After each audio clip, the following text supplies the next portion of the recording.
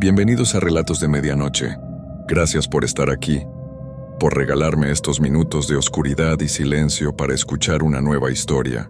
Si te gusta el terror, las historias que se te meten en la cabeza y no te dejan dormir, suscríbete al canal y activa la campanita para no perderte ningún relato. Y antes de comenzar, déjame un comentario diciéndonos desde dónde nos estás escuchando. Ahora apaga la luz, ponte cómodo y prepárate.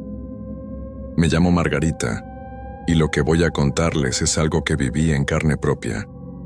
Algo que cambió mi vida para siempre, y que hasta el día de hoy me hace dudar de todo lo que creía saber sobre el mundo. Conocí a mi esposo hace muchos años, cuando yo era apenas una muchacha que soñaba con tener una familia.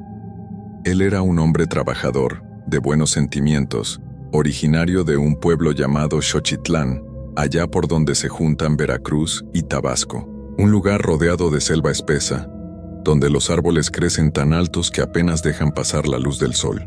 Desde el primer día que conocí a su madre, supe que algo andaba mal. Era una mujer de origen maya, de piel morena y ojos tan negros que parecían dos pozos sin fondo. No me saludó con cariño como hacen las madres cuando conocen a la novia de su hijo. Me miró de arriba abajo, como si yo fuera un bicho que acababa de arrastrarse desde el monte. Esa mirada me heló la sangre. Durante los 5 años que llevaba de casada, las cosas con mi suegra nunca mejoraron. Ella vivía en su pueblo, nosotros en la ciudad, y yo agradecía esa distancia cada día, pero cada vez que íbamos de visita, sentía un peso en el pecho que no me dejaba respirar bien. La casa de mi suegra estaba en las afueras del pueblo, casi adentrándose en la selva. Era una construcción vieja, de paredes de adobe y techo de lámina, rodeada de árboles gigantes que susurraban cosas extrañas cuando soplaba el viento. En el patio trasero había una piedra enorme, toda tallada con figuras raras. Mi esposo me dijo que era una piedra de los antiguos, de cuando los mayas vivían por esas tierras. Yo no le di mucha importancia al principio, pero esa piedra siempre me provocaba escalofríos cuando pasaba cerca de ella. Mi suegra tenía fama en el pueblo de ser curandera.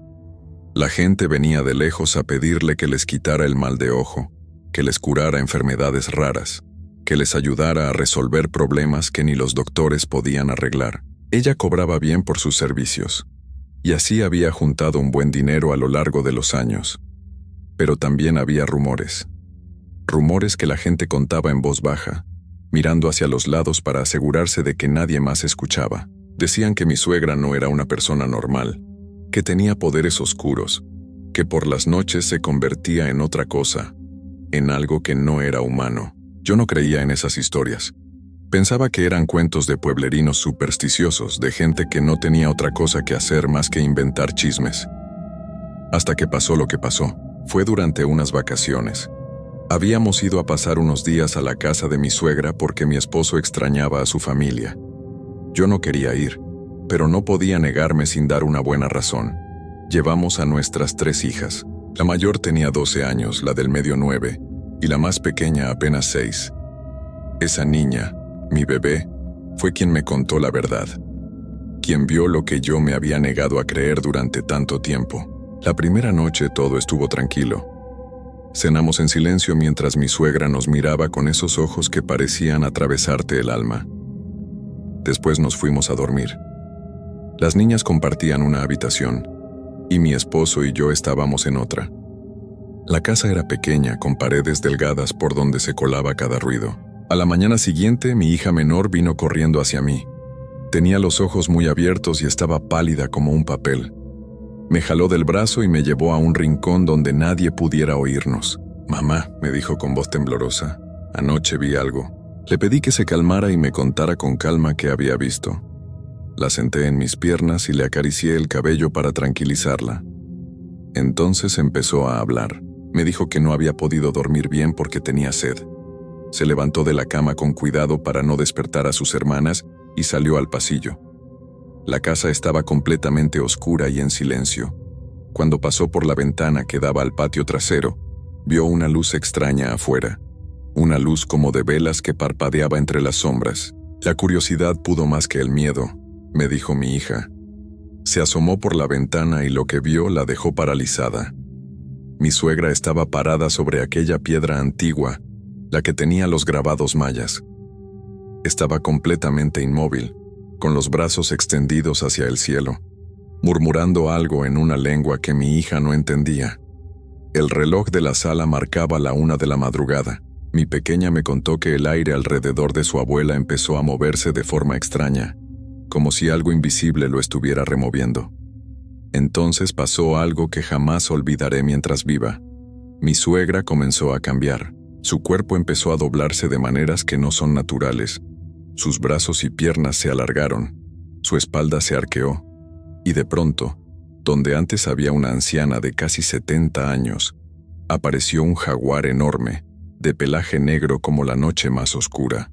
Un animal imponente, con músculos que se marcaban bajo la piel brillante y unos ojos amarillos que relucían en la oscuridad. La ropa de mi suegra quedó tirada sobre la piedra. El jaguar sacudió su enorme cabeza, olisqueó el aire, y de un salto se perdió entre los árboles de la selva. Mi hija se quedó pegada a la ventana sin poder moverse, sin poder gritar, viendo cómo ese animal desaparecía en la espesura.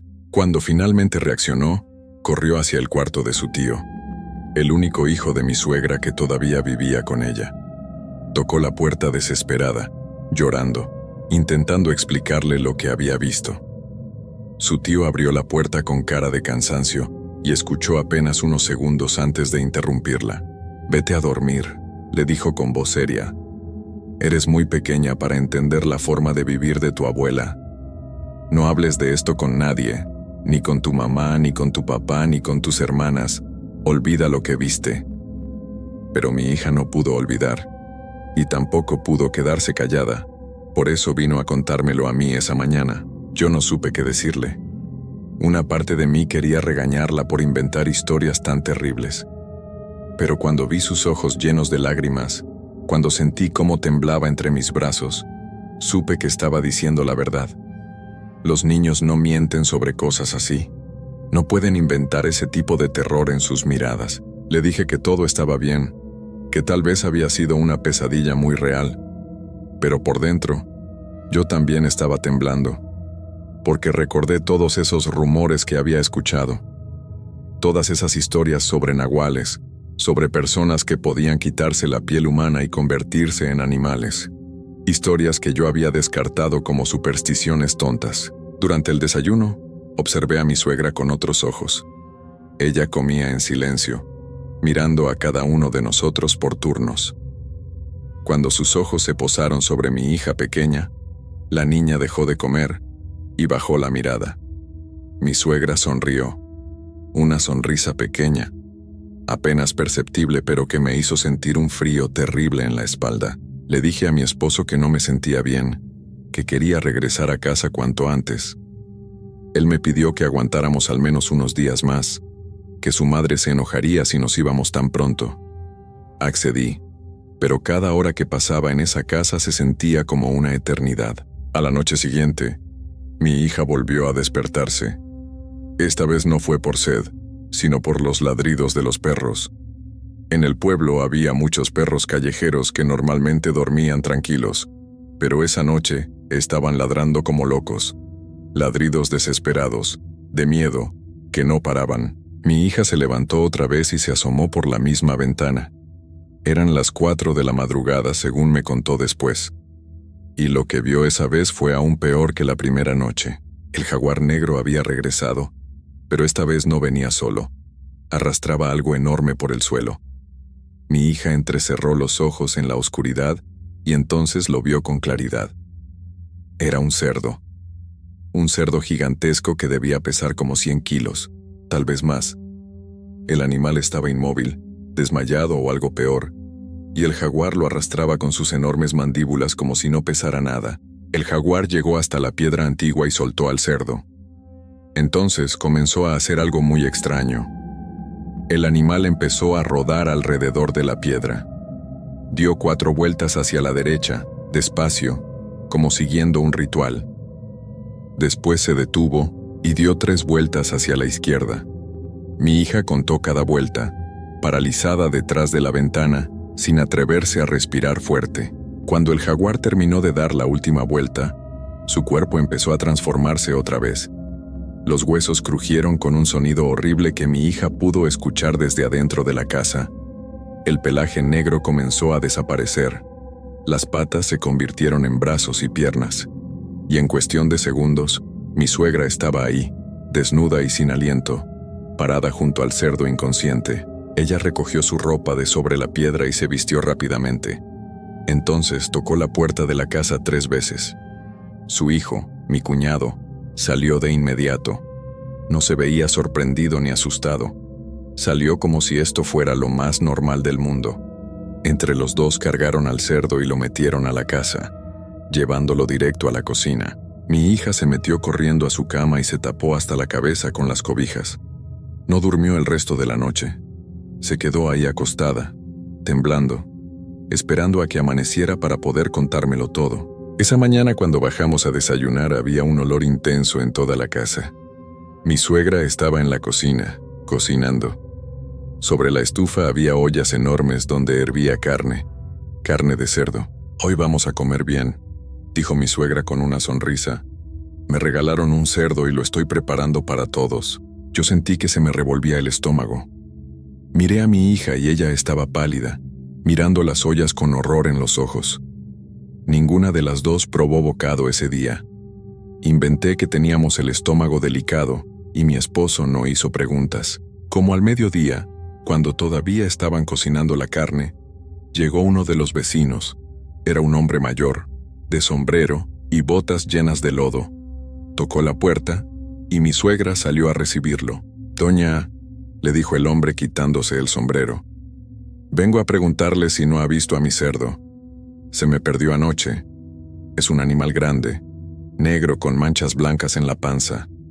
Vale mucho dinero y lo necesito para venderlo en el mercado». Mi suegra lo miró con esa cara seria que siempre tenía y negó con la cabeza. «No he visto ningún cerdo por aquí. Tal vez se metió a la selva y algún animal salvaje se lo llevó. Ya sabe cómo son las cosas por estos rumbos». El hombre suspiró con tristeza. Le dio las gracias y estaba a punto de irse cuando mi hija habló. No pude detenerla a tiempo. «Un jaguar negro trajo un cerdo anoche», dijo mi pequeña con voz clara. «Lo vi por la ventana. El jaguar lo arrastró hasta el patio, y después mi abuela y mi tío lo metieron a la casa». El silencio que siguió fue terrible. Mi esposo me miró sin entender nada. El vecino abrió los ojos con sorpresa. Mi cuñado, que estaba sentado en la sala, se puso de pie lentamente, y mi suegra se quedó completamente inmóvil, mirando a mi hija con una expresión que nunca olvidaré, una mezcla de rabia y algo más oscuro, algo peligroso. Entonces mi suegra caminó hacia mi hija. Yo intenté pararme para protegerla, pero todo pasó muy rápido. Mi suegra levantó la mano y le dio un golpe en la boca a mi pequeña. No fue un golpe fuerte, pero fue suficiente para callarla y asustarla. La niña empezó a llorar. «Ten cuidado con lo que dices», le dijo mi suegra con voz baja y amenazante. «Los niños que hablan demasiado terminan perdidos en la selva. Hay muchas cosas ahí afuera que les gusta comer, niñas mentirosas». El vecino se fue sin decir nada más, pero vi en su cara que él sabía, que él entendía exactamente qué estaba pasando en esa casa. Mi esposo se llevó a mi hija a otra habitación para calmarla. Yo me quedé ahí parada, mirando a mi suegra, sintiendo cómo el miedo se convertía en algo más, en certeza. Todo lo que había escuchado era verdad. Mi suegra era un nahual. Pero esto no era la primera vez que yo había sospechado algo. Había pasado algo antes, un año atrás, durante otra visita al pueblo. Algo que en su momento no entendí, pero que ahora cobraba todo el sentido del mundo. Aquella vez habíamos llegado al pueblo por la tarde.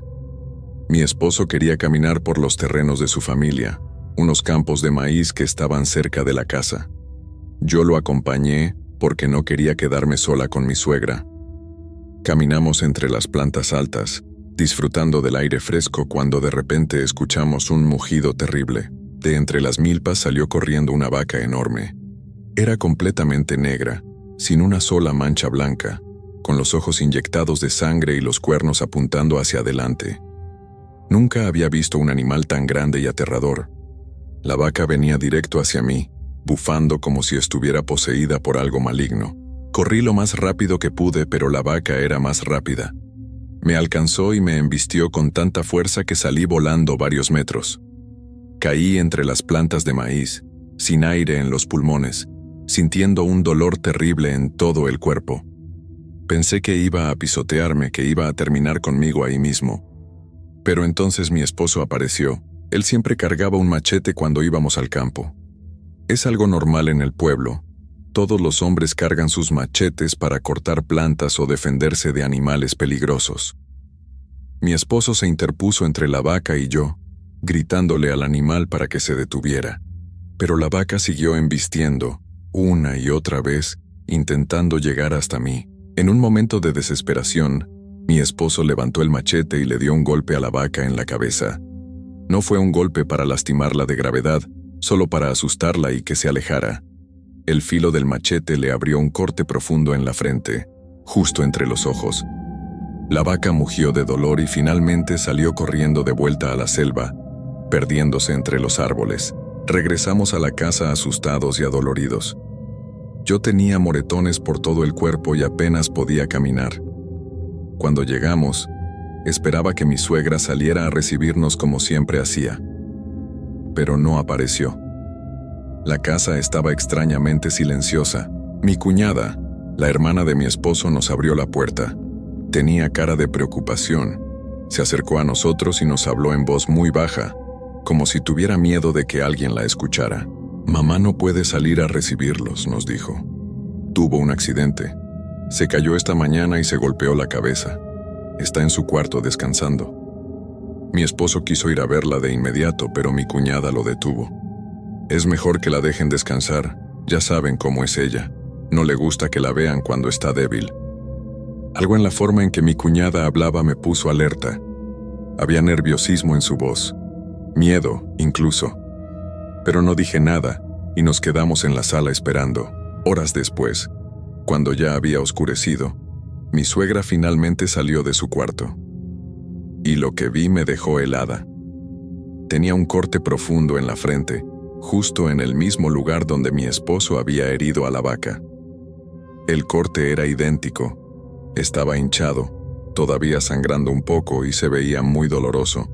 Mi suegra me miró directo a los ojos, y en esa mirada vi la misma rabia, el mismo odio que había visto en los ojos de aquella vaca negra que me había embestido. Era la misma mirada exactamente.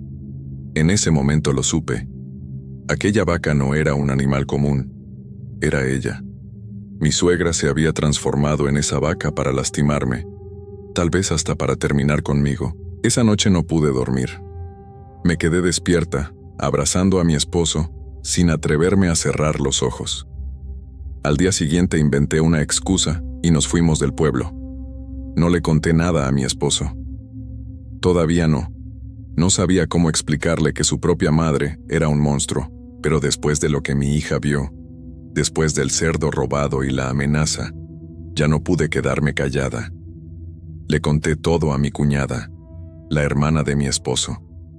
Pensé que se reiría de mí, que me diría que estaba loca, pero no lo hizo. En lugar de eso, se puso a llorar.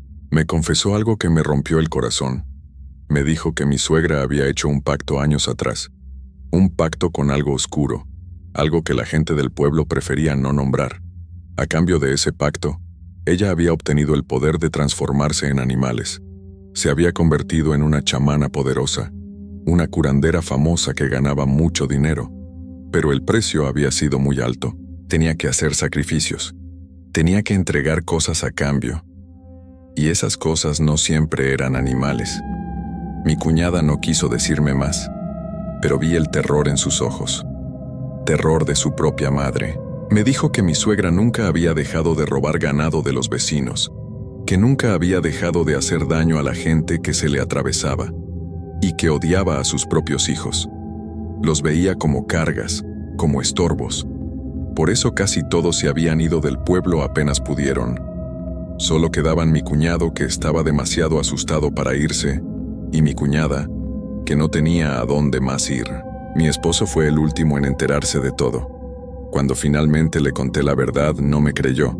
Se enojó conmigo.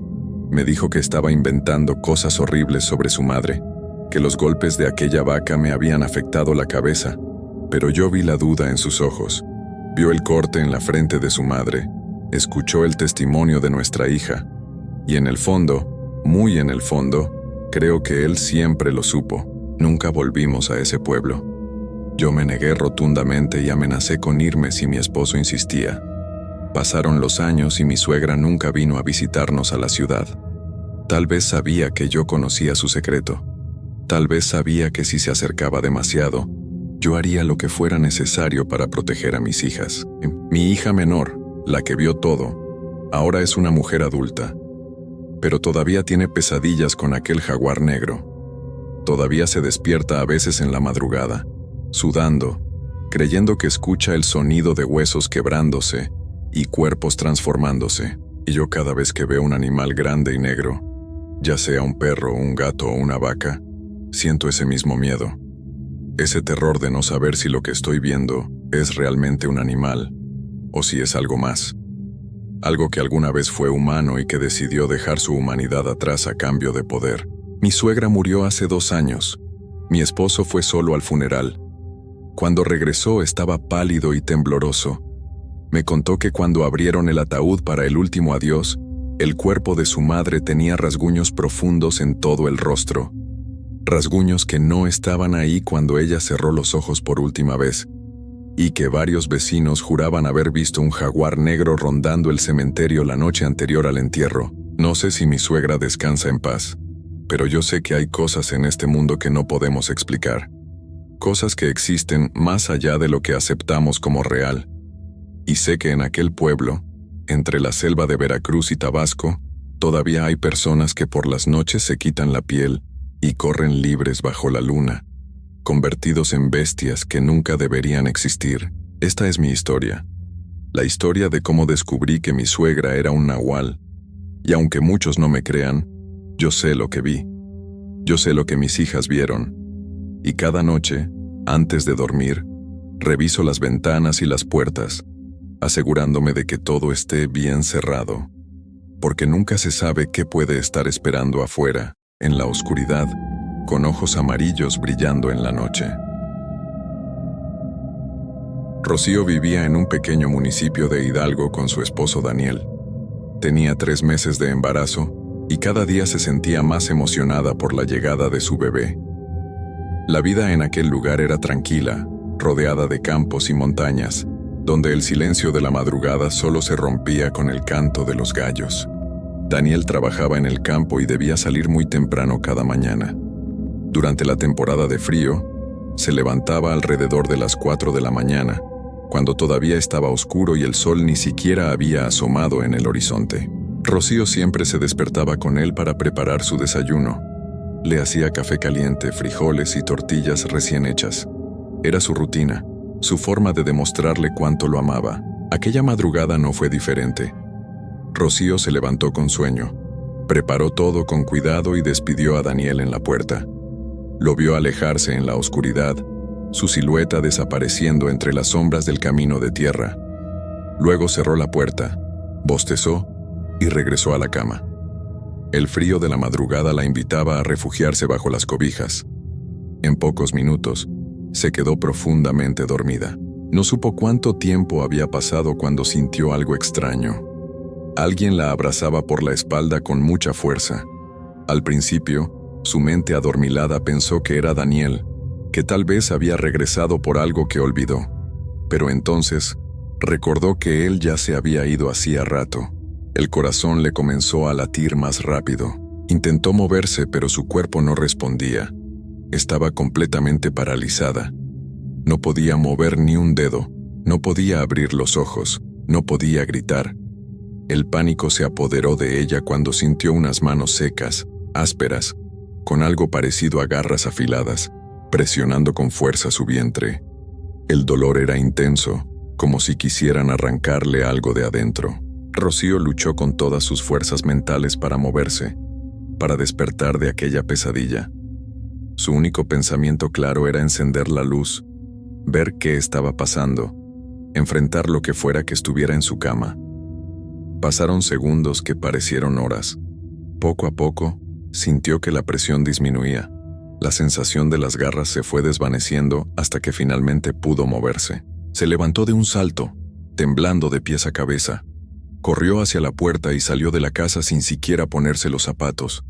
El aire frío de la madrugada le golpeó el rostro, pero no le importó. Se sentó en una piedra cerca de la entrada, abrazándose a sí misma, mirando la oscuridad que todavía cubría el pueblo. No se atrevió a regresar hasta que vio las primeras luces del amanecer pintando el cielo.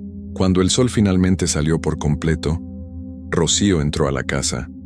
Todo parecía normal. La cama estaba como la había dejado. No había señales de que alguien hubiera estado allí, pero el dolor en su vientre todavía persistía, y el miedo en su pecho era real. Se tocó el estómago con cuidado, rezando en silencio para que su bebé estuviera bien. El dolor fue desapareciendo con las horas, pero el horror de aquella experiencia quedó grabado en su mente. No le contó nada a Daniel cuando regresó esa tarde. No sabía cómo explicarle lo que había vivido sin sonar como si estuviera perdiendo la razón. Además, una parte de ella quería creer que solo había sido una pesadilla muy real, nada más. Pero esa fue solo la primera visita. Durante las siguientes semanas, Rocío intentó olvidar lo que había pasado. Se concentraba en su embarazo, en preparar las cosas para el bebé, en mantener la casa limpia. Pero en el fondo de su corazón, sabía que algo había cambiado. Sentía una presencia extraña a su alrededor, como si alguien la observara constantemente. Una noche, aproximadamente un mes después de la primera experiencia, volvió a suceder. Daniel se había ido al campo como siempre, y Rocío regresó a la cama después de preparar su desayuno. Esta vez no se durmió tan profundamente. Estaba alerta, aunque no sabía muy bien por qué. De repente, sintió el mismo abrazo fuerte por la espalda, las mismas manos secas con garras presionando su vientre con violencia, la misma parálisis absoluta. Rocío quiso gritar, pero su voz no salía. Trató de moverse con desesperación, y esta vez logró soltarse más rápido que la primera vez. Se levantó corriendo de la cama y encendió la luz, pero no había nadie, absolutamente nadie. Las lágrimas comenzaron a rodar por sus mejillas. Ya no podía negarlo. Algo estaba pasando, algo que no podía explicar. Esta vez el dolor en su vientre fue más intenso y duró más tiempo. Se quedó despierta el resto de la noche, sentada en una silla, con todas las luces de la casa encendidas. Cuando Daniel regresó esa tarde, Rocío finalmente se atrevió a contarle todo. Él la escuchó con atención, y aunque parecía preocupado, también se veía confundido. Le sugirió que tal vez era el estrés del embarazo, que a veces las mujeres tienen pesadillas muy vívidas. Pero Rocío sabía que no eran pesadillas, aquello era real. Después de la segunda visita, comenzaron a suceder cosas aún más extrañas. Una noche, Rocío escuchó ruidos afuera de la casa. Miró por la ventana y vio una criatura horrible, parecida a un guajolote pero mucho más grande, con plumas erizadas y ojos que brillaban en la oscuridad. La criatura caminaba alrededor de la casa, haciendo sonidos guturales que le helaban la sangre. Al día siguiente, le contó a Daniel lo que había visto. Él salió a revisar y encontró huellas enormes de ave alrededor de la casa, marcas que no correspondían a ningún animal normal de la región. Daniel comenzó a preocuparse seriamente. Las apariciones continuaron. Algunas noches, veían perros negros de aspecto siniestro que se quedaban parados frente a la casa, observándolos sin moverse. Sus ojos rojos brillaban en la oscuridad como brasas encendidas. Cuando Daniel salía para espantarlos, los animales desaparecían sin dejar rastro, como si se los hubiera tragado la tierra. Pero lo más aterrador eran las bolas de fuego que aparecían flotando cerca de la casa durante las noches. Eran esferas brillantes de color naranja y rojo que se movían lentamente por el aire, como si tuvieran vida propia. A veces se acercaban tanto a las ventanas que iluminaban el interior de la casa. Rocío y Daniel se quedaban inmóviles, abrazados, esperando que se alejaran. Rocío comenzó a hablar con las vecinas del pueblo, buscando respuestas. Una señora mayor, doña Gertrudis, La miró con lástima cuando escuchó su historia.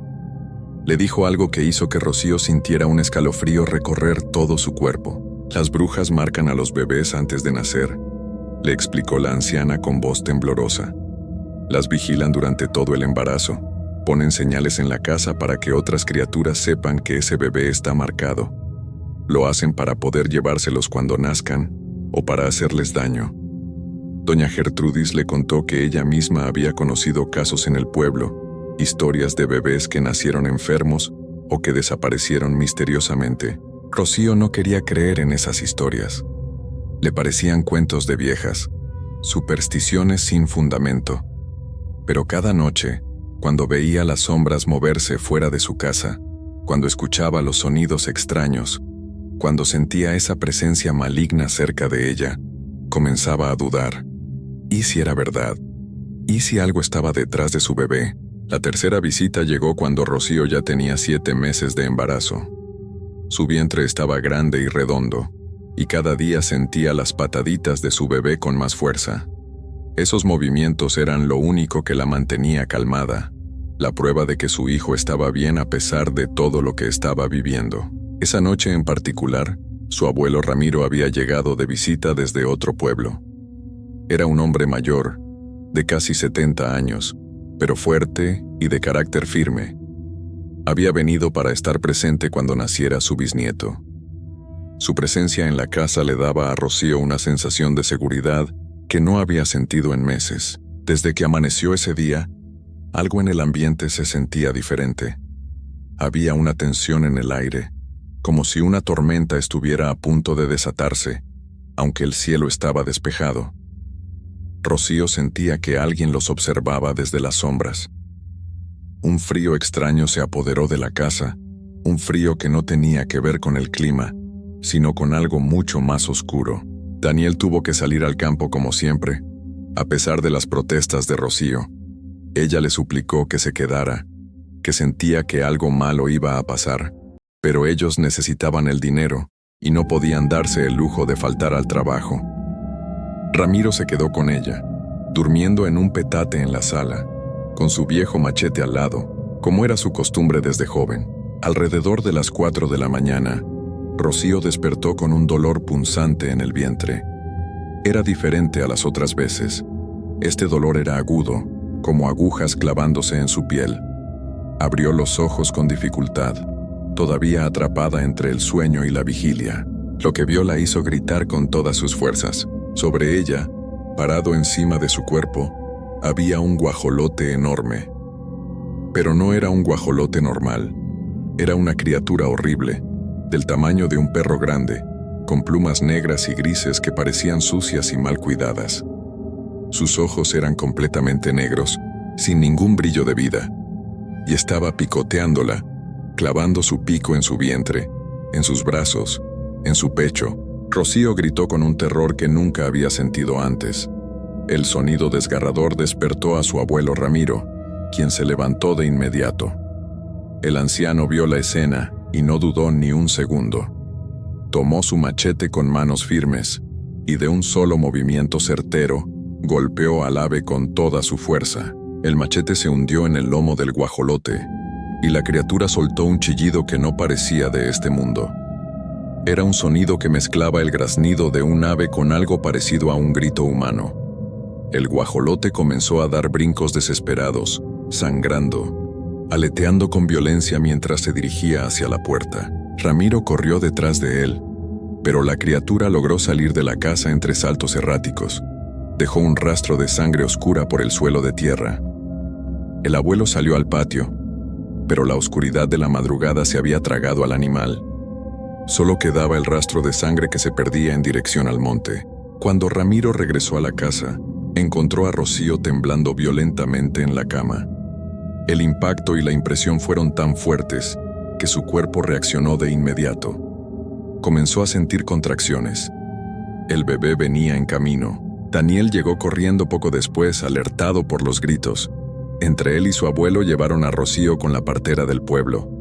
Fue un parto difícil y doloroso, pero finalmente, cuando el sol ya estaba alto en el cielo, su hijo nació. Era un niño hermoso, que lloró con fuerza al llegar al mundo. Gracias a Dios, el bebé estaba completamente sano y salvo.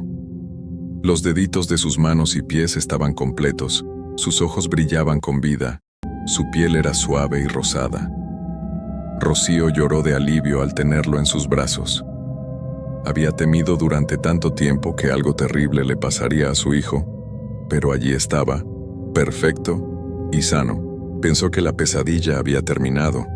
Pensó que finalmente podrían vivir en paz. Pero la historia no terminó ahí.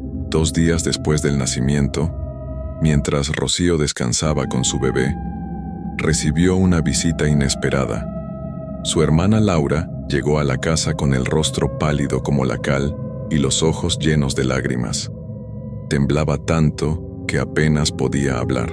Laura había ido esa mañana a visitar a su suegra, doña Margarita, quien vivía a unos 30 minutos de distancia.